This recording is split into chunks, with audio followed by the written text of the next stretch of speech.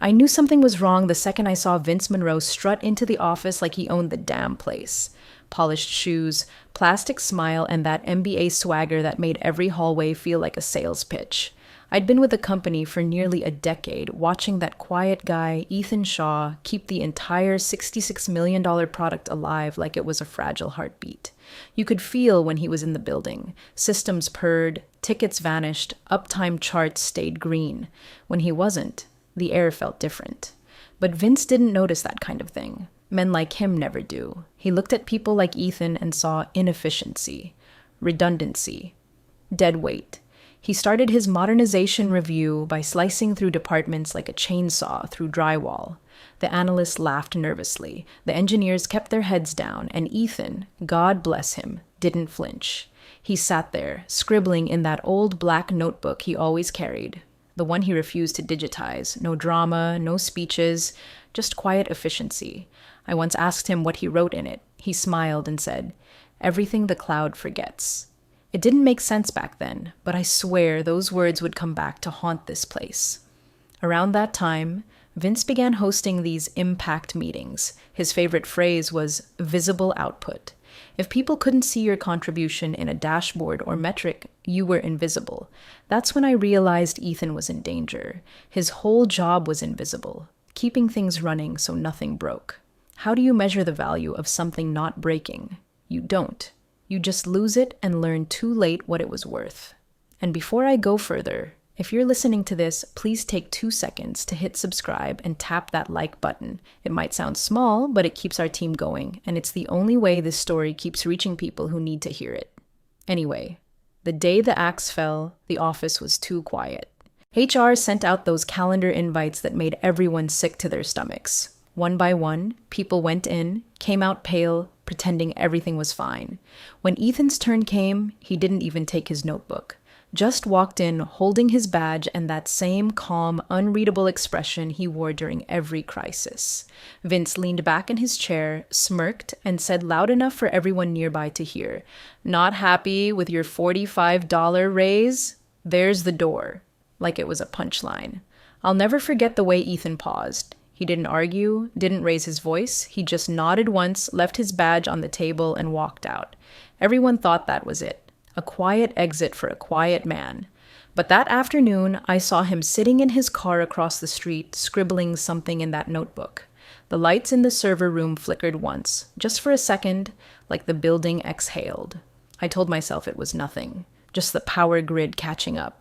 But Ethan looked up at the window where Vince's office was, gave this tiny, almost pitying smile, and drove away.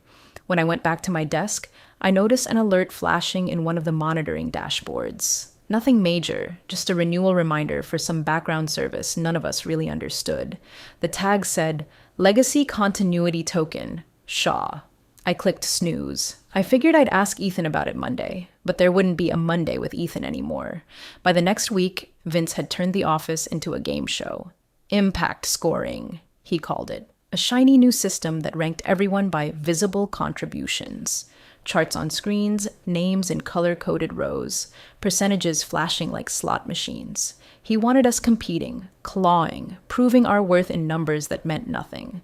If you weren't generating noise, you didn't exist. Ethan's name didn't even make the main list. Vince said it was because no tickets were logged under him. That was the point. Ethan's entire job was preventing the need for tickets in the first place. But try explaining prevention to a man who measures success by the size of his own applause. HR meetings followed. Every year we'd get a quiet little email about raises, nothing fancy. This year, Vince made it personalized recognition. Translation: humiliation with a smile. He sat across from Ethan in that glass-walled conference room, legs crossed, tapping a pen like a metronome of arrogance. I was close enough to hear it when he said, $45. That's your raise. Inflation, right? He laughed, expecting a reaction. Ethan didn't give him one. Just that same calm, heavy silence that always made people uncomfortable. Then Vince leaned back and said it. The line that would become legend in this building. Not happy? There's the door. I saw Ethan's jaw flex once, barely. Then he stood, nodded, and reached for his notebook. He didn't argue, didn't plead, Just a quiet, understood. When he turned, I caught a glimpse of something, a small flash drive in his hand, sliding into his coat pocket. No drama, no farewell. He just walked past the open plan chaos of clacking keyboards and fake productivity, eyes forward. Vince muttered something about old dogs and old code, earning a few nervous laughs from the interns. When Ethan reached his desk, he powered down his workstation, not the usual quick restart, but a full shutdown. He opened a small side drawer, pulled out a plain envelope, sealed it, and slipped it into his bag. I didn't see the label, but there was something deliberate in the way he handled it, like it wasn't paper inside. Then he took one last look at the server dashboard on his screen. The uptime graph blinked steady and green, spotless as always. It almost looked smug. Before he left, he paused by the window near my cubicle. "Don't let them break what they don't understand," he said quietly. I didn't know if he meant the system or the people who ran it. Maybe both. Then he was gone, walking through those glass doors with the same unshakable calm that used to comfort us during outages. After he left, something in the office felt hollow. The servers still hummed, lights still blinked, but the rhythm was off, like the song had lost its melody. Vince strutted around bragging about his tough decisions, talking about agility and cost optimization. But I noticed something odd. The dashboard still showed one active session under Ethan's credentials, just one line of code updating in real time. I tried to refresh it, but the access timed out. When I asked IT, they said, "We'll handle it Monday." I couldn't shake the feeling that Monday might come with more than just updates. There was no grand goodbye, no teary send-off, no cake in the break room. Ethan just showed up early the next morning, before most of us had clocked in, and started packing his things, one monitor cable at a time. He lined everything up neatly, even wiped down the keyboard. That's who he was, disciplined to the last minute. By the time the rest of us filtered in with our coffees, his desk looked like it had never been lived in. The only trace of him left was the faint ring of where his mug used to sit and a single sticky note that just said, "Friday backups done." Nobody even asked him where he was going. Vince had already declared his departure, a strategic pivot. When he dropped his badge at reception, the junior PM, one of Vince's little fanboys, snickered. "Guess his servers won't even notice he's gone." I wanted to slap that smug look off his face, but Ethan didn't bite. He gave a polite half-smile, the kind that said he'd already moved 3 steps past all of this, and walked out through the glass doors into the morning light. It was so casual it hurt. No one clapped. No one stopped him. Just a man walking out of a place he built. Across the office, Vince was already in the leadership Slack channel, typing like he was auditioning for a TED Talk. "Team, this is what evolution looks like. We're lean, mean, and future-facing now." He even dropped a flex emoji. A couple of sycophants reacted with claps. I sat there staring at the message, wondering how long it would take before the future caught up to him. Out the window, I caught a glimpse of Ethan standing across the street near the old cafe. He was watching the building, just standing there with that same unreadable calm. The sunlight hit his glasses, and for a second it looked like he was almost smiling. Then he pulled out his phone, typed something fast, and slipped it back in his pocket. Later, I heard from one of the network guys that 5 minutes before his access was officially revoked, a commit had been pushed to a private Git repository, something no one had permissions to see. Just a timestamp and a note that read, "Continuity checkpoint 914. They thought it was some leftover automation script. I wasn't so sure. As the evening came, the building buzzed as usual, servers humming, dashboards glowing, that fake sense of control everyone clung to. Vince walked by bragging about cost savings, already planning some company-wide memo about new operational efficiency. He had no idea that somewhere in the system, a clock had started ticking. And Ethan, standing across the street, was the only one who knew when it would stop. It started small, like all disasters do. A flicker in the monitoring system at 3:13 a.m., just one of the load balancers dropping out. Normally, the backup automation would kick in within seconds, spinning up a mirrored instance, rerouting traffic, and smoothing everything over before anyone noticed. But this time, nothing happened. The alert pinged once, twice, then multiplied. Within minutes, servers across 3 regions started showing latency spikes. By 4:02 a.m., client dashboards went dark. One by one, major accounts began reporting critical access interruptions, the kind that trigger penalty clauses and start bleeding millions. I woke up to my phone buzzing nonstop, group chats exploding, system alerts piling up like digital confetti from hell. The overnight crew was in full panic mode. I joined the emergency call half asleep, still pulling my hair into a bun.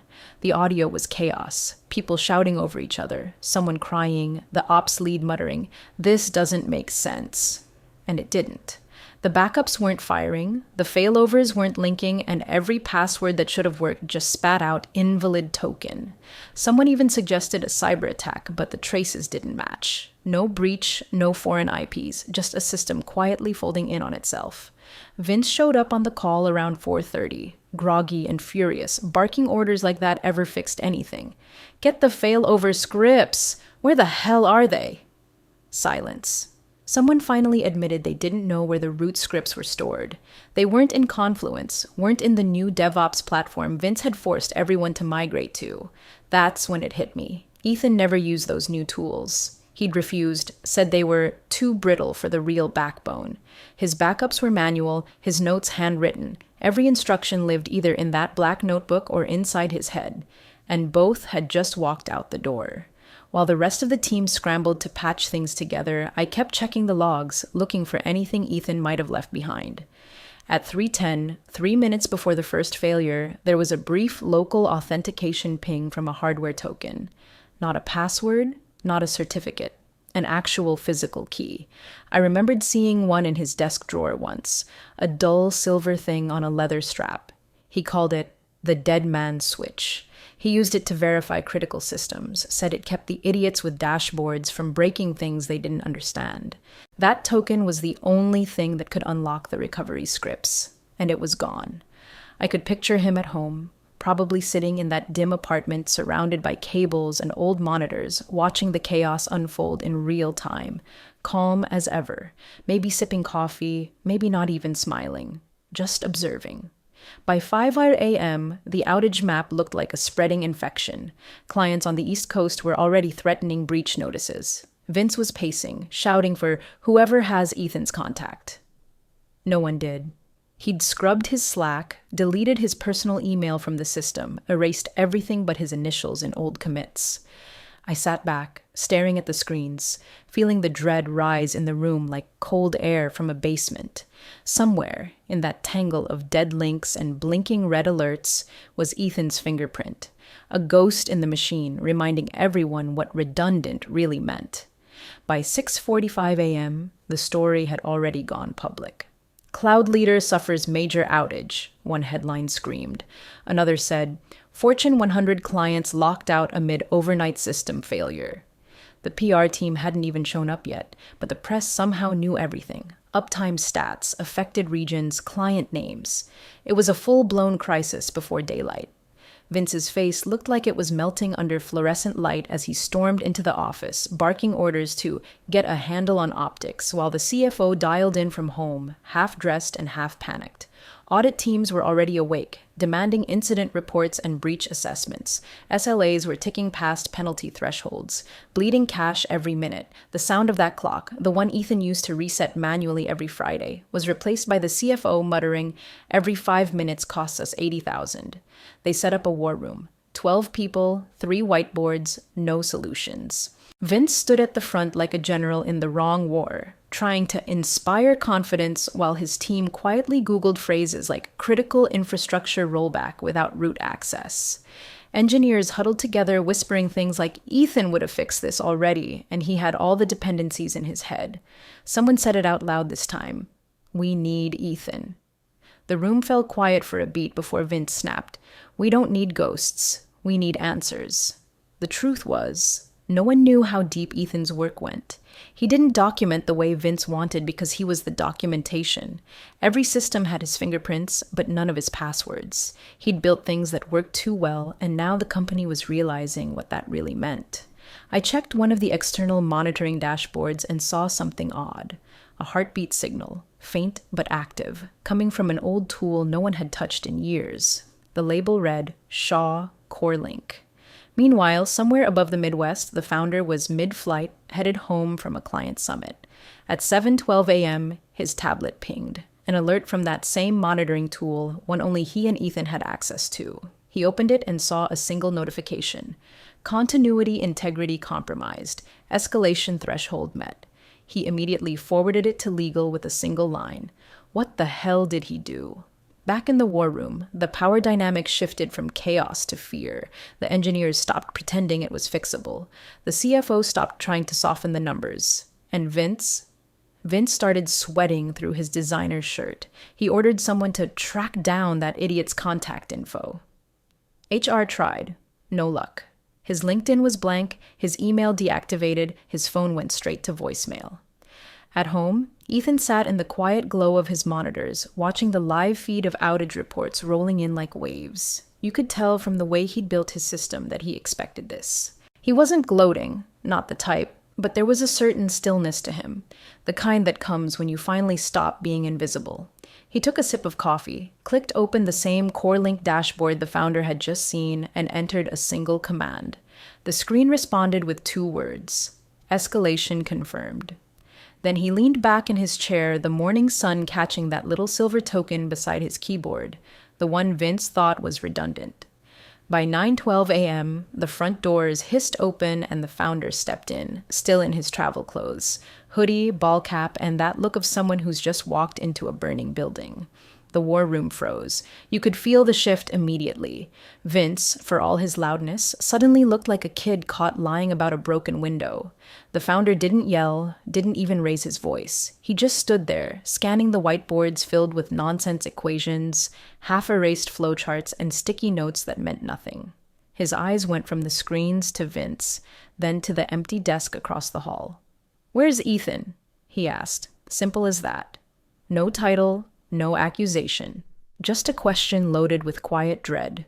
Vince straightened his tie, trying for confidence. He, wasn't aligned with our new direction, he said, rehearsed but cracking. We had to make some tough calls. The founder's expression didn't move, but the color drained from his face. "You let him go?" The room went silent. You could hear the servers humming through the glass. Then came the whisper that everyone remembers, the one that felt like an earthquake even though it was barely audible. "God help us. Who did you just let go?" He didn't sit down. He didn't breathe. He just started giving orders in that razor-sharp, clipped tone we hadn't heard in years. "Get me legal. Now." He wanted 2 things: Vince's employment contract and Ethan's NDA terms. No one dared ask why. The CFO started flipping through digital folders, but the founder waved him off. "Paper.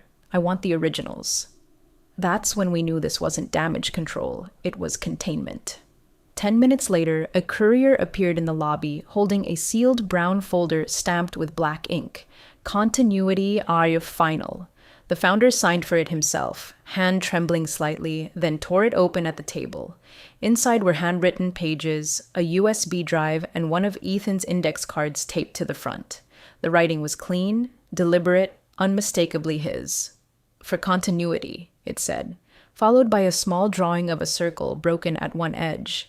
Vince tried to peek over his shoulder, muttering something about returning company property, but the founder's glare stopped him cold. He turned to the room. "Nobody touches another system. Nobody edits a thing." His voice carried that deadly calm that meant he wasn't talking to people. He was talking to mistakes. Vince opened his mouth again, some corporate buzzword ready to roll out, but the founder cut him off. "You broke the only safety net this company ever had." Then, quieter, almost to himself, "and he warned me this would happen." Vince started to protest. Something about modernization, about moving on from legacy code, but the founder wasn't listening. He was flipping through the pages inside the folder, eyes narrowing with each one. The more he read, the quieter the room got. You could see it dawn on him that Ethan hadn't just built systems, he'd built the glue that held them all together. And now that glue was gone, or worse, waiting for someone to answer the wrong question. He turned to the legal counsel who had just arrived, out of breath. "Draft termination paperwork for Monroe, immediate, and find me Shaw's retainer terms." The lawyer hesitated, blinking. "Retainer?" The founder didn't look up. "You'll see." He set the folder down, tapped it once, and added softly, "He left us a way out, but it's going to cost us." The founder opened the folder like it was a coffin. Inside were Ethan's continuity notes, handwritten, precise, no fluff. Every line felt deliberate, ink pressed deep into the page. There were addresses, token IDs, override sequences, even physical server rack codes. He'd documented the arteries of the company, the things nobody else even knew existed. But at the top of one page, circled twice in red ink, were the words, "One recovery left. Must answer the final question." Page 33. The founder flipped through until he reached it, his hand slowing as he turned each sheet. On page 33, there wasn't code or coordinates this time, just a single line. What did we name the first build? That was it. A simple, human question buried inside all that machinery. The founder's face softened for the first time all day. He leaned back, exhaling through his nose, and muttered, "Son of a bitch." Vince leaned in, confused. That's it? That's the question? The founder didn't answer him directly.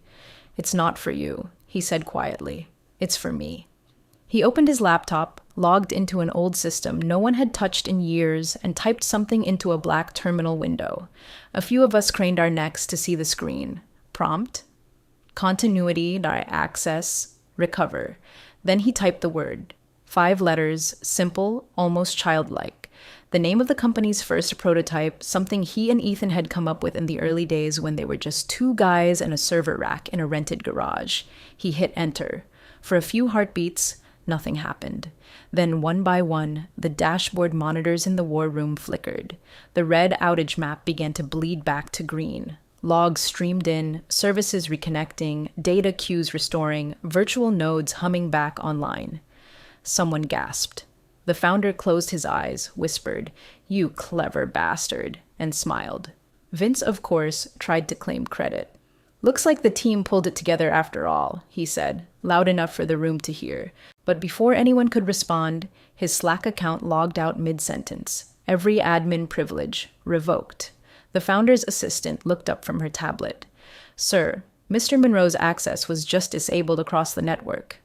The founder didn't even look at her. "Good," he said. "The system knows who belongs." The automation finished its cycle. Partial recovery, stable status, minimal data loss. Ethan's work had done what it was designed to, heal itself when asked the right question, but only by someone who knew the story behind it. Vince finally understood what that meant. He was never part of the story. Not in the code, not in the circle, not in the memory that mattered. As the room exhaled, the founder rested a hand on the open folder. "He didn't build backups," he said quietly.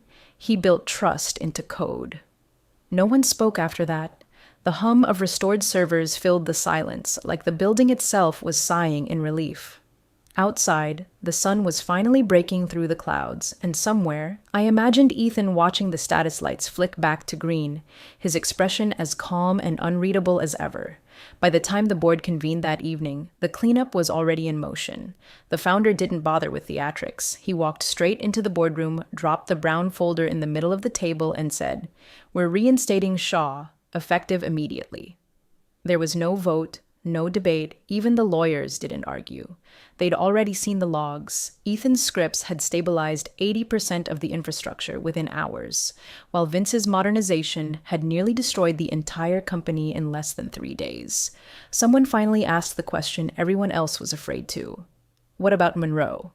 The founder didn't look up from the folder. His tenure lasted 73 days. Write that in the record. Just like that, Vince Monroe, the self-proclaimed visionary, the man who had bragged about being future-facing, was erased in a single sentence. By noon, his bio was scrubbed from the company website, his access badge was deactivated, his LinkedIn quietly updated to open to work. The same people who'd laughed at his jokes now avoided saying his name.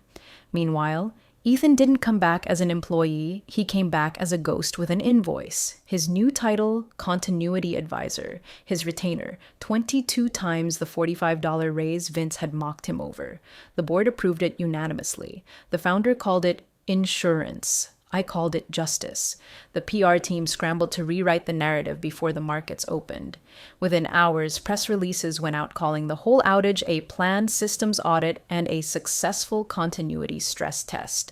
It was a masterpiece of corporate spin, complete fiction, but the kind of fiction people are too tired to question.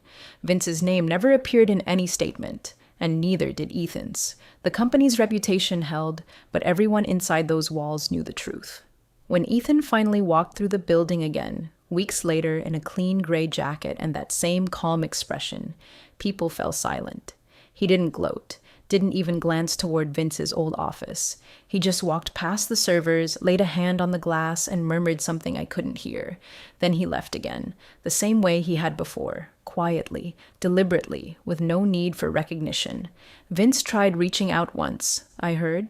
Sent an apologetic email from his personal account, something about misunderstanding Ethan's strategic value. The message bounced back automatically. No forwarding address, no reply. Ethan hadn't blocked him. He'd simply removed himself from the ecosystem that made people like Vince possible. The founder later said during a closed-door call, he doesn't need to talk to us anymore. His systems already do the speaking. And that was the truth. Every log, every process, every heartbeat in that infrastructure now pulsed with Ethan's design. Quiet, deliberate, incorruptible, controlled vengeance written in code. A month later, the founder had Ethan's old office restored exactly as it had been. The same desk, same chair, even the old coffee mug with the chipped rim. The only difference was the glass wall they added, like a museum exhibit for the man who'd saved them all without ever raising his voice. On the inside sat his black notebook, sealed under acrylic, pages still marked with colored tabs. A small plaque beneath it read simply, "Continuity lives here." Ethan didn't return full-time. He didn't need to. Once a month, he'd stop by the office, always early, always quiet. He'd nod to the receptionist, walk past the rows of screens showing flawless uptime metrics, and pause in front of the glass. He never stepped inside. He'd just stand there for a while, checking the hum of the servers, the rhythm of the place. Before leaving, he'd slip one new note onto the desk, written in that same sharp handwriting. The last one I saw said, "Don't confuse silence with absence." No one ever spoke Vince's name again. HR pretended he'd never existed. The board stopped using his impact scoring nonsense. Even the interns whispered about him like he was an old ghost story, some fool who tried to measure the immeasurable and paid for it in career ashes. The founder never mentioned him either. When someone asked about the modernization phase, he just said, "We modernized our perspective." Still, traces of Ethan remained in the system, little breadcrumbs only a few of us would ever recognize. During a late-night update, one of the junior engineers messaged me, confused. "Hey, is this line supposed to be here?" I opened the file he sent, a comment buried deep in the recovery script. It read, "Version Ethan.04. Don't delete unless you're absolutely sure." No timestamp, no explanation, just that quiet warning sitting like a heartbeat inside the code. The next morning, uptime hit 100% for the first time in months. The system purred again, steady, alive, untouchable. I caught a glimpse of Ethan in the parking lot, adjusting his jacket, the sunrise catching the faintest smile on his face before he drove off. Funny how the guy worth $66 million walked out over $45.